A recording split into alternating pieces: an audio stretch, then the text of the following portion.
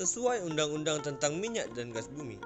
Dalam ayat 1 berbunyi, minyak bumi adalah hasil proses alami berupa hidrokarbon yang dalam kondisi tekanan dan temperatur atmosfer berupa fasa cair atau padat, termasuk aspal, lili mineral atau ozokeric, dan bitumen yang diperoleh dari proses penambangan, tetapi tidak termasuk batu bara atau endapan hidrokarbon lain yang berbentuk padat yang diperoleh dari kegiatan yang tidak berkaitan dengan kegiatan usaha minyak dan gas bumi.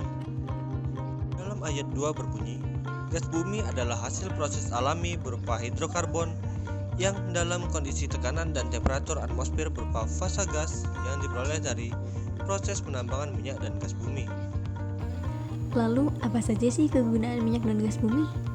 Dalam kegiatan rumah tangga, minyak bumi dimanfaatkan sebagai gas LPG untuk memenuhi kebutuhan memasak. Kemudian, di gedung atau rumah tertentu, minyak bumi dalam jenis solar digunakan sebagai bahan bakar mesin diesel guna membangkitkan tenaga listrik. Hasil penyulingan minyak mentah juga dipakai untuk membuat aspal, plastik, dan parafin. Di darat, aspal merupakan hasil yang sangat krusial untuk pembuatan jalur yang mulus dan kokoh.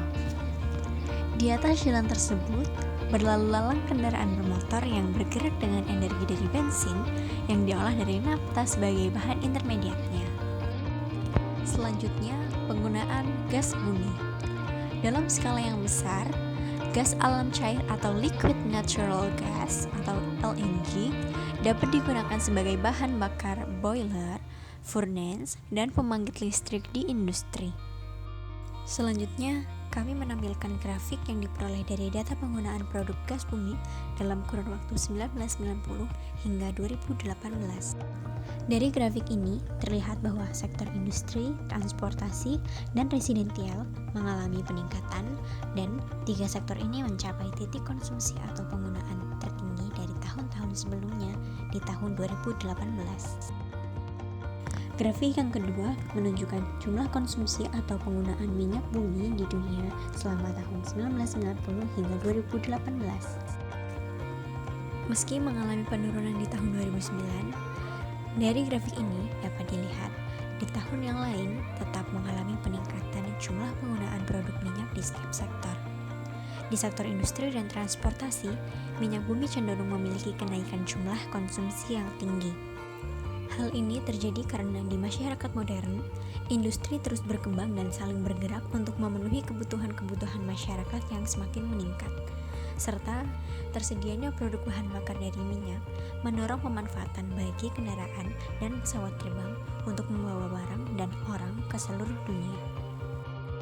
Ada kelebihan dari minyak bumi dan gas alam nih. Kalau dari minyak bumi, kelebihannya itu sifat cair minyak bumi memudahkannya untuk ditransportasikan. Dan minyak bumi menghasilkan berbagai macam hasil pengolahan seperti bahan bakar kendaraan. Dan juga, harga produk dari minyak bumi tersebut relatif terjangkau oleh masyarakat. Nah, kalau kelebihan dari gas alam, itu dapat dimanfaatkan sebagai bahan bakar kendaraan dan juga lebih ramah lingkungan karena emisi gas alam lebih rendah setelah pembakaran.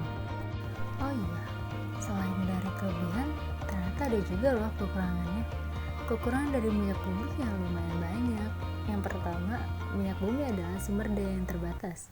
Lalu yang kedua, proses perbaikan minyak bumi bisa beracun.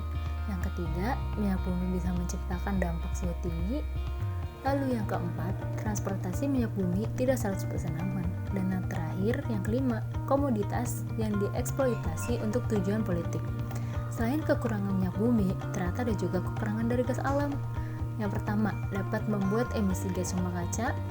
Yang kedua, gas bumi yang tanpa proses dapat mengganggu pernapasan karena ia dapat mengurangi kandungan oksigen di udara pada level yang membahayakan. Lalu yang terakhir yaitu yang ketiga, gas bumi bersifat tidak berasa dan berbau serta sangat mudah terbakar agar menimbulkan ledakan. Sekian penjelasan dari kelompok kami mengenai minyak dan gas bumi. Semoga kamu mendapat pengetahuan baru dari video ini ya. Terima kasih juga sudah menonton video ini. Jangan lupa di like dan komen.